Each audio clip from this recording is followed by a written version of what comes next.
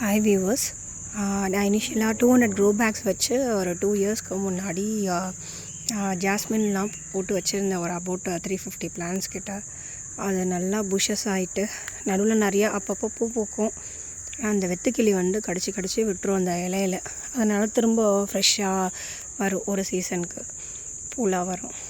அப்போ நல்லா புஷி ஆயிடுச்சு. அந்த க்ரோ பேக்கே தெரியல சுத்தமாக. ஸோ இப்போ தான் ஆள் அரேஞ்ச் பண்ணியிருக்கேன். அதை க்ளீன் பண்ண வருவாங்க. இங்கே வந்து 2 ஆர்டினரி கொய்யா மரம் இருக்குது. ஆர்டினரி ஒயிட் கொய்யா, ஒரு சுண்டைக்காய் செடி.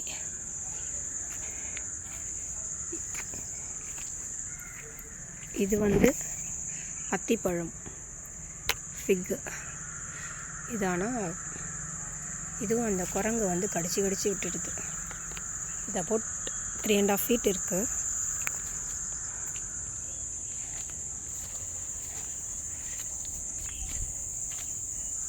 நெல்லிக்காய் பாருங்கள் கைஸ், கொத்தாக காய்ச்சி இருக்குது நெல்லிக்காய்.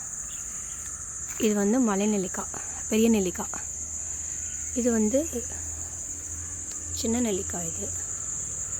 இது வந்து இப்போ தான் இந்த வருஷம்தான் காய்க்க ஆரம்பிச்சிருக்கு. இதை வச்சு அபவுட் 7 years ஆச்சு.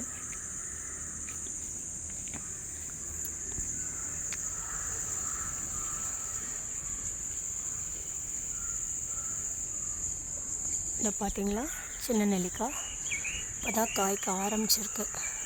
இதான் ஃபஸ்ட் இயர் காய்ச்சது.